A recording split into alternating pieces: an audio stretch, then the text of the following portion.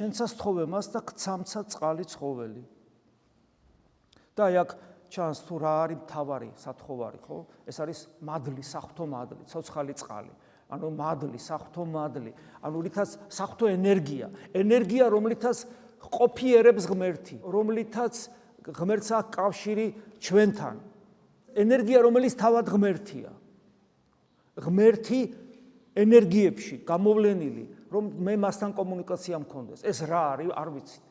ეს მხოლოდ შეიგრძნობა, ეს მხოლოდ განიცდება, ამ ენერგიის მიერ არის დაწერილი წმინდა წერილი, ამ ენერგიის მიერ არის პური და ღვინო გარდასა შეცვლილი ხორცსა და სისხლა თუფლისა, ამ ენერგიის მიერ მოვინათლეთ, ამ ენერგიის მიერ ვლოცულობთ, ამ ენერგიის მიერ ვარსებობთ, ამ ენერგიის მიერ არის გულისცემა ჩვენი, ამ ენერგიის მიერ არსებობს სამყარო, ამ ენერგიის მიერ არსებობს ატომი, ელექტრონი, galaktikები, ჩვენი სინდისი, ჩვენი გონება, ჩვენი თავისუფლება, ჩვენი ნებელობა, ჩვენი პიროვნულობა, ჩვენი არჩევანი, ყველაფერი ამ ენერგიის მიერ არსებობს. და ეს ენერგია კონცენტრირებული სახით, არა ისე როგორც თელ სამყაროზე რომ არის განფენილი ადამიანზეც და ცხოველზეც, ქვაზეც და ასე შემდეგ, არამედ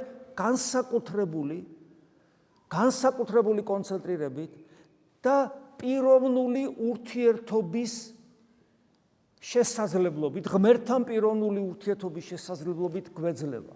ანუ უბრალოდ ენერგია კი არ გეძლება, რომელიც ენერგია საღვთო ენერგიით ცოცხლობს ცხოველი, საღვთო ენერგიით ელექტრონი მოძრაობს ატომის გარშემო, საღვთო ენერგიით ანათებს, ყველაფერი საღვთო ენერგიით არსებობს, მისი ნებით არის, არამედ მასთან პიროვნული, მამაშვილური ურთიერთობის რეალიზებისათვის მეძლება ეს ენერგია, ეს ცოცხალი წყალი.